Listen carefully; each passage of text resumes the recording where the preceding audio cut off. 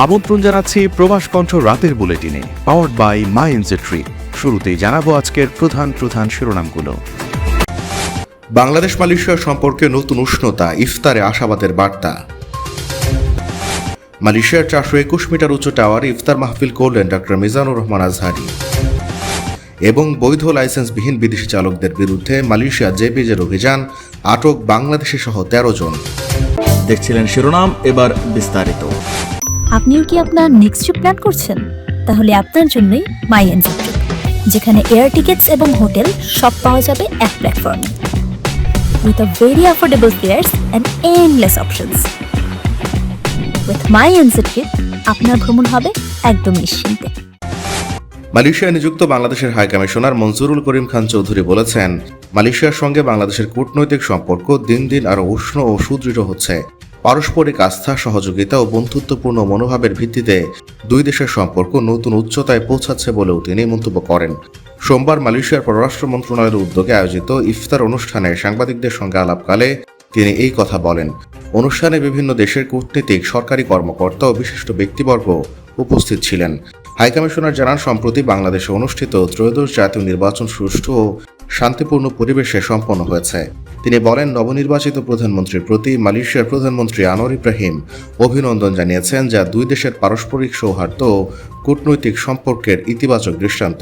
তিনি আরও বলেন, বাংলাদেশ ও মালয়েশিয়ার সম্পর্ক শুধু আনুষ্ঠানিক কূটনীতির মধ্যেই সীমাবদ্ধ নয়, বরং বাণিজ্য, বিনিয়োগ, শ্রমবাজার, শিক্ষা ও সাংস্কৃতিক বিনিময় সহ নানা ক্ষেত্রে দুই দেশের সহযোগিতা ক্রমাগত সম্প্রসারিত হচ্ছে।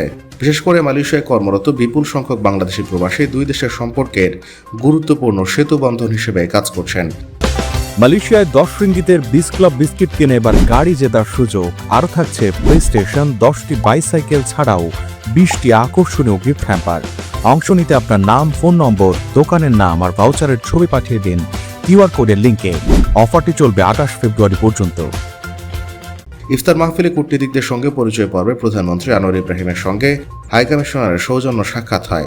এ সময় তিনি মালয়েশিয়া অবস্থানরত অবৈধ বাংলাদেশি কর্মীদের বৈধতার বিষয়ে প্রধানমন্ত্রীর দৃষ্টি আকর্ষণ করেন। বিষয়টি মানবিক ও বাস্তব দৃষ্টিকোণ থেকে বিবেচনার অনুরোধ জানানো হয়েছে বলেও তিনি উল্লেখ করেন। হাইকমিশনার বলেন, মালয়েশিয়ায় কর্মরত বাংলাদেশিরা দেশটির অর্থনীতিতে গুরুত্বপূর্ণ অবদান রাখছেন। তাদের সুরক্ষা, অধিকার ও বৈধতা নিশ্চিত করা হলে তা দুই দেশের সম্পর্ককে আরও সুসংহত করবে। তিনি আশাবাদ ব্যক্ত করেন, পারস্পরিক আলোচনার মাধ্যমে এ বিষয়ে ইতিবাচক অগ্রগতি অর্জিত হবে। অনুষ্ঠানে বন্ধুত্বপূর্ণ পরিবেশে বিভিন্ন দেশের কূটনীতিকদের সঙ্গে মতবিনিময় হয়। রমজানের এই আয়োজনের সম্প্রীতি ও পারস্পরিক শ্রদ্ধাবোধের চিত্র স্পষ্টভাবে ফুটে ওঠে। মালয়েশিয়ার প্রথমবারের মতো রাজধানী কুয়ালালামপুর শহরের প্রাণকেন্দ্রে অবস্থিত মূল ভূমি থেকে 421 মিটার উঁচু পর্যটন কেন্দ্র খ্যাত হেমিসোফেরা লাক্সারি স্কাই হল কেল টাওয়ারে বসে বাংলাদেশ মালয়েশিয়া মুসলিম কমিউনিটি বিএমসির উদ্যোগে গতকাল রামাদান রিফ্লেকশন 2026 দোয়া ও ইফতার মাহফিল অনুষ্ঠিত হয়েছে। বর্ণিলী অনুষ্ঠানে বিএমসির প্রধান সমন্বয়ক মোহাম্মদ মুরাদ হোসেনের পরিচালনায় প্রধান অতিথি ছিলেন ইসলামিক স্কলার শায়েখ ডক্টর মিজানুর রহমান আজহারি। এ সময় 421 মিটার উঁচু টাওয়ারের বলরুমে 270 জন অনুসারী এবং বিশ্বজয়ী কোরআন হাফেজ মোহাম্মদ আবু রায়হান উপস্থিত ছিলেন। প্রধান অতিথির বয়ানে ডক্টর আজহারি বলেন, রাসূল সাল্লাল্লাহু আলাইহি সাল্লামের তেলাওয়াত শুনে অনেক জিন পর্যন্ত মুসলিম হয়েছে। আয়েশা রাদিয়াল্লাহু তাআলা আনহা বলেন, মাঝরাতে কোরআন তেলাওয়াত করতে করতে জমিন ভিজিয়ে দিতেন চোখের পানিতে। বিস্তারিত আলোচনা শেষে আরও বলেন, আর্তমানবতার কল্যাণে সারা বাংলাদেশে কোরআন ও সুন্নাহর আলোকে শিক্ষার আলো ছড়িয়ে দিতে হাসানা ফাউন্ডেশন প্রতিষ্ঠা করেছেন। এর মূল উদ্দেশ্য সর্বসাধারণের কাছ থেকে প্রাপ্ত অনুদান ও জাকাতের অর্থে তহবিল গঠন করে সারা বাংলাদেশ যেখানে শিক্ষা প্রতিষ্ঠান নেই বা সংখ্যায় কম, সেখানে শিক্ষা প্রতিষ্ঠান প্রতিষ্ঠা ও শিক্ষা উপকরণ সরবরাহ, এই শিক্ষার বিপ্লব ঘটাতে এবং এই খাতে সার্বিক সহায়তা করা।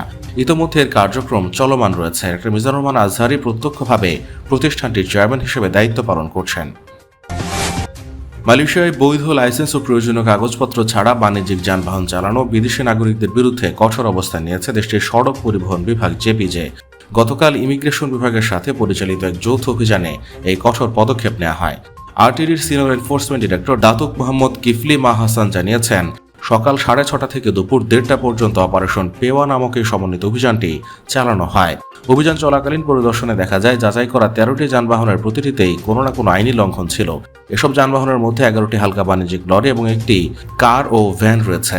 অভিযান চলাকালীন ইমিগ্রেশন বিভাগ 13 জন বিদেশি নাগরিক আটক করেছে, যাদের মধ্যে 6 জন পাকিস্তানি, 5 জন ভারতীয় এবং নেপাল ও বাংলাদেশের 1 জন করে নাগরিক রয়েছেন।